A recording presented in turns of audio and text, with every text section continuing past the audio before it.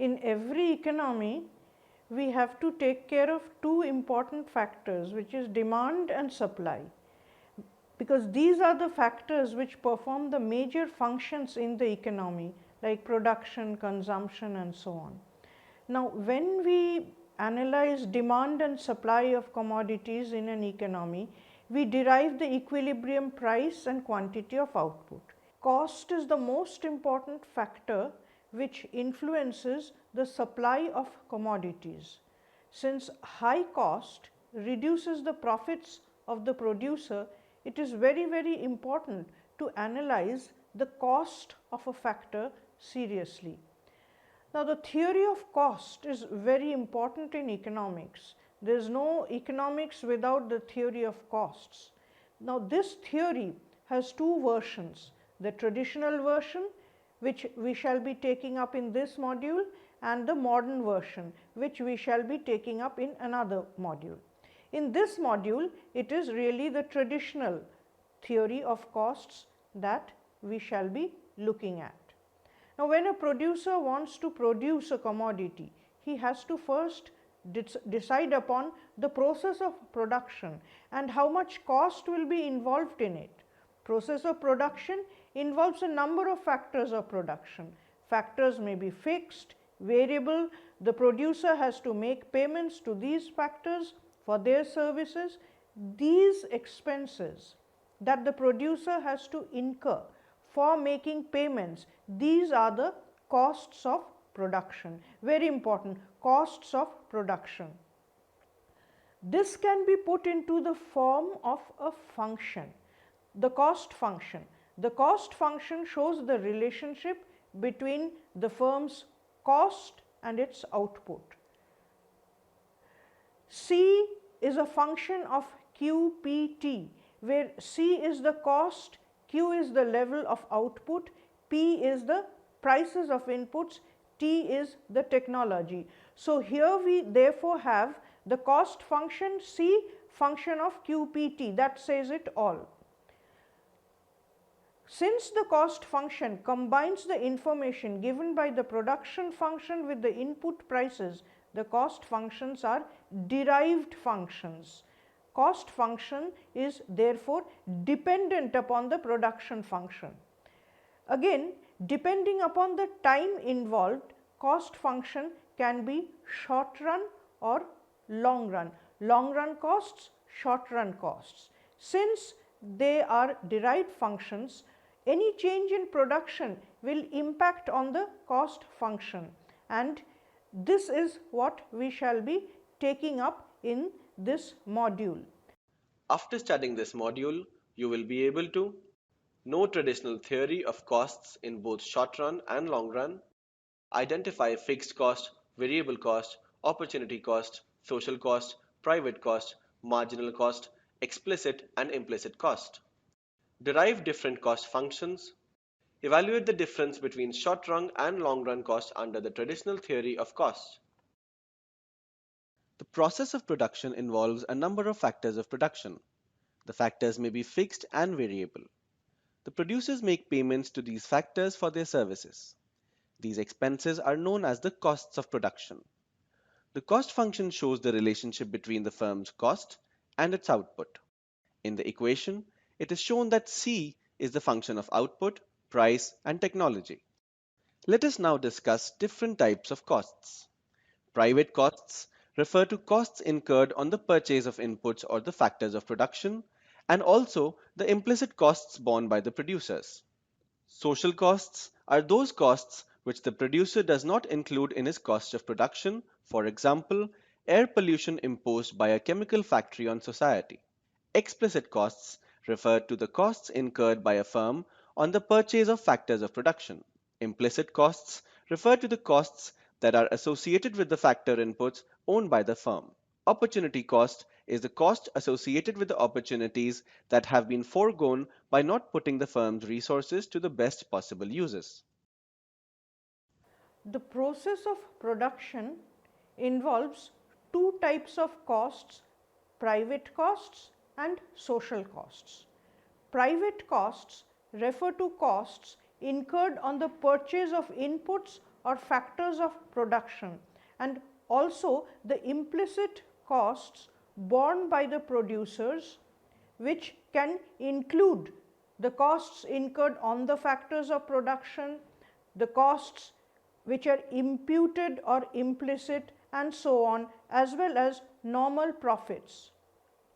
Social costs are different from private costs. There are some costs which the producer does not include in its cost of production, which are taken into account in welfare economics. For example, a chemical factory may cause pollution and affect the health of the population. So, the social cost of that production is this pollution and the impact on the population health. This social cost is relevant from the point of view of society and needs to be compensated. Another way to look at costs is whether they are explicit or implicit. Explicit cost refers to costs incurred by a firm on the purchase of factors of production such as raw materials, wages, interest payments, rent, etc. It is also known as money costs or accounting costs. Implicit costs refer to the costs that are associated with the factor inputs owned by the firm.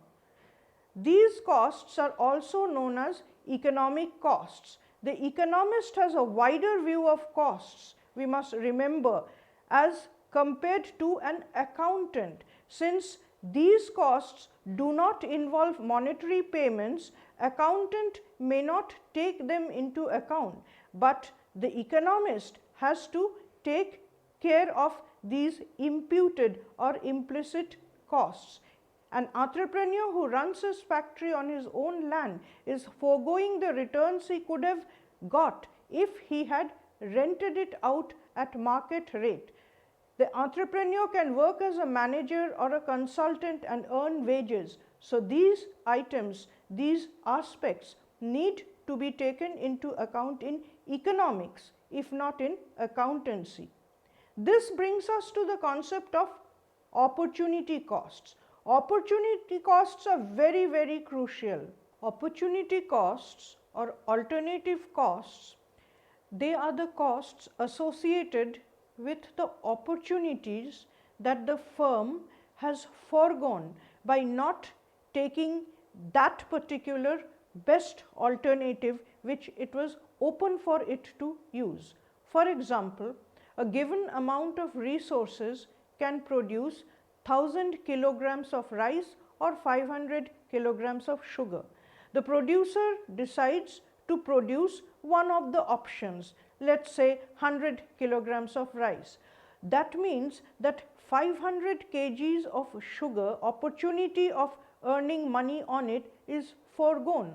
So, this decision involves a loss of opportunity, which is a cost element in the entire analysis. Let us first discuss the traditional theory of cost in the short run. Total fixed costs refer to the sum of all the expenditures by the firm on fixed inputs like land, depreciation of machinery, insurance, etc. The payments for such factors are fixed in the short run and independent of the level of output.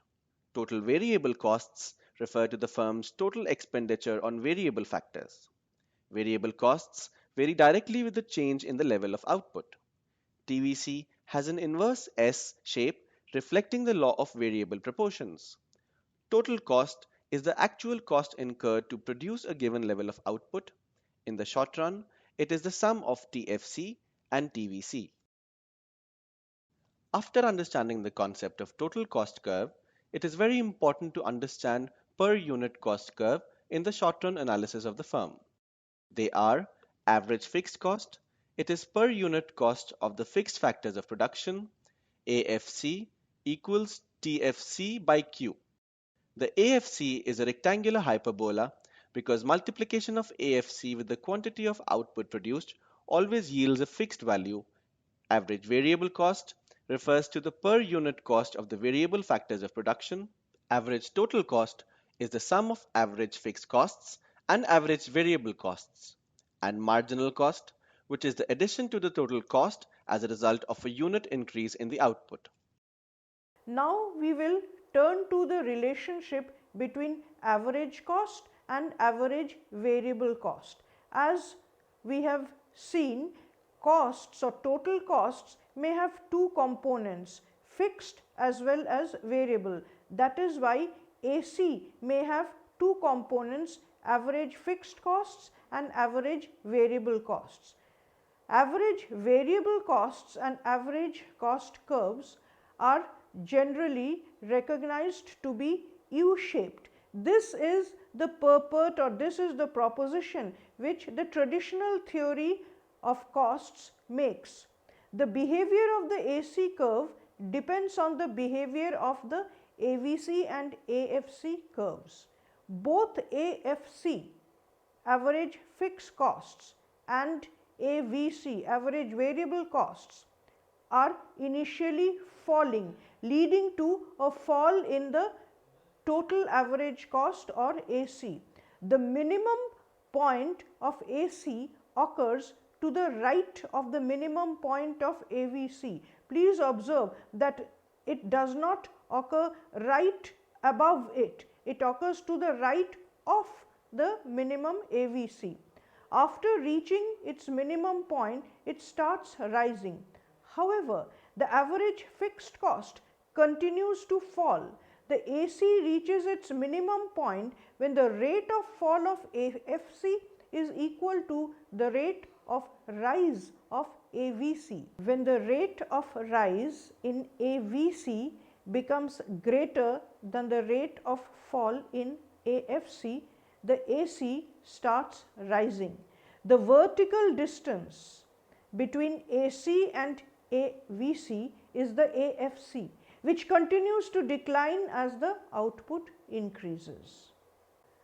Now let us look at the whole thing in the long run, which is a period of time of such length that all inputs are variable. There are no fixed inputs and therefore there is no fixed costs. The long run is conceived of as a planning horizon where all economic agents can plan ahead, choose different aspects, and so it consists of all possible short run situations among which an economic agent may choose. In the long run, all factors of production are variable. All costs are variable costs. The firm can alter the size and scale of the plant to meet the changed market conditions. Therefore, long run cost functions are not identical with short run, and in long run, we have long run average cost curve and long run marginal cost curve. Let us now understand how LAC curve is derived from SAC curves. The long run average cost curve, or the LAC curve, is the locus of points denoting the least cost of producing different levels of output in the long run. In the figure, we have measured average cost along the y-axis and output along the x-axis. If the firm decides to produce OQ1 level of output, then it will choose the plant size SAC2 and not SAC1. If the demand for the firm's output increases to OQ3, then the average cost starts increasing along the plant SAC2 and the firm decides to set up a larger plant size SAC3 to minimize its average costs of production in the long run. The notable point in the figure is that the long run average curve does not touch the short run average cost curves on their minimum points. In the phase of increasing returns to scale and decreasing cost, the LAC curve touches the SAC curves to the left of the minimum points of the SAC curves, and in the phase of diminishing returns, it touches the SAC curves to their right. The LAC is therefore not the locus of lowest points of SAC curves. It is only at OQ4 level of output under constant returns to scale LAC is touching the minimum point of SAC4. The LAC curve is also known as the envelope curve as it envelops the short run cost curves. Let us now learn how we can derive the long run marginal cost which is the additional cost of producing an additional unit of output in the long run with the help of SAC SMC curves and the LAC curves. Firstly, we have to draw perpendiculars from the tangency points A, B, and C, which intersect the SMC curves at M1, M2, and M3. By joining the points M1, M2, and M3, we get the LRMC curve. The relationship between LAC and LRMC is the same as it exists between the short-run average cost SAC and the SMC. LRMC lies below the LAC when LAC is falling and above it when LAC is rising. Thus, LAC and LRMC intersect when LAC is the minimum. Now the long run AC curve, it is U-shaped, and why is it so? We are looking at that now. In the short run, the shape of the average cost curves essentially reflects the returns to a variable factor as determined by the law of variable proportions, which says that as increasing amounts of a variable factor are added to the fixed factor, then the initial stages they yield increasing returns, but eventually at later stages they yield diminishing returns. This is why per unit costs of production tends to fall initially and ultimately rise when diminishing returns to the variable factor sets in. Thus, the shape of the short run AC curve is the shape of an U. The shape of the long run AC is, however, explained not by variable factor proportions but by the returns to scale, which refer to changes in the scale of the operation of the firm and change therefore in the optimum cost of production. It comprises constant returns to scale when successive plants have the same optimum cost, that is constant returns to scale. When the optimum cost increases with an increase in scale, that is diminishing returns to scale. When the optimum cost decreases with an increase in scale, that is increasing returns to scale. The term returns to scale signifies two things. First, the technical relationship between inputs and outputs. Secondly, the change in costs of production due to non-technical aspects also. All this manifests itself into economies and diseconomies of scale. The U shape of the LAC curve is explained by the economies and diseconomies of scale. Economies mean lower per unit cost as output increases, and diseconomies higher per unit as output increases. Now, these economies can be internal economies and external economies. Internal economies arise on account of the expansion of the firm itself, maybe due to specialization, choice of better inputs, choice of technology, supervisory economies, and so on. Internal diseconomies arise from exhaustion, difficulties in management, lack of accountability and work culture, and so on. In contrast, external economies arise from external factors and the firm has no direct role in it. They may arise due to expansion of technological knowledge, growth of ancillary industry, development of transport facilities, also on account of rise in wages, rise in input prices, pollution, and so on. In case of constant returns to scale, the LAC curve is parallel to the x-axis, that is, it is horizontal. The LAC curve is upward sloping in case of diminishing returns to scale, and in case of increasing returns to scale, it is downward sloping. Thus, the LAC curve is initially downward sloping, parallel to the x-axis up to a point, and then upward sloping again. The returns to scale determine the shape of the LAC given the external economies. To understand the shape of LAC, first of all we need to understand returns to scales. Returns to scale refers to the change in optimum cost of production when the scale of the plant is changed and comprises of increasing returns to scale when the optimum cost decreases with an increase in scale. This causes the LAC curve to decline initially. Constant returns to scale when the successive plants have the same optimum cost. In this case, as we increase output further for some time, the cost becomes unaffected by it and therefore the LAC curve is parallel to the x-axis. Diminishing returns to scale when the optimum cost increases with an increase in scale, LAC curve is upward sloping in this case. However, as output increases further because of diseconomies of scale, LAC curve starts rising. Therefore, the term returns to scale signifies two things. It reflects the technical relationship between inputs and output. It shows the changes in cost of production due to non-technical reasons also. Now we need to understand the concept of economies of scale.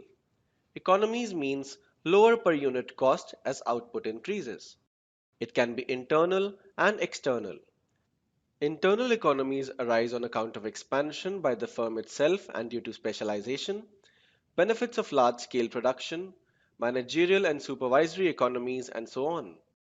External economies arise from external factors and the firm has no role in it. External economies arises due to expansion of technical knowledge, growth of ancillary industry, and so on. Diseconomies is higher per unit cost as output increases. It can be of two types, internal and external. Internal diseconomies arise from exhaustion, difficulties in management, lack of accountability, and work culture, and so on. External diseconomies arise due to rise in wages, rise in input prices, pollution, and so on. Let us compare cost curves in both the short run and long run. In both the period, the SAC and LAC curves are U-shaped with different reasons. The SAC declines first but eventually rises because of law of diminishing marginal utility. But in the long run, as output expands from very low level, increasing returns to scale causes the LAC curve to decline initially, becomes constant because of constant returns to scale, and then rises as a result of diminishing returns to scale.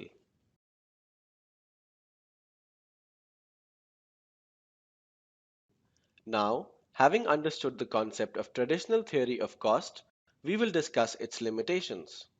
The traditional theory of costs assumes that each plant is designed to produce optimally a single level of output. Additional production will come at increasing costs. Further, according to the traditional theory, the firm can switch over to a larger plant size only in the long run and meet the demand at lower costs.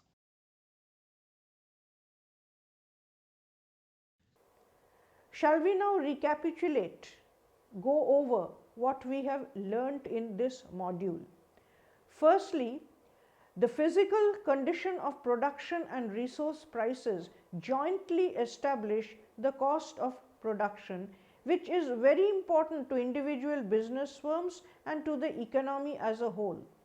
Costs may be explicit as well as implicit, explicitly made to purchase factors and implicitly represented by the foregone alternative uses of the entrepreneur's time and money.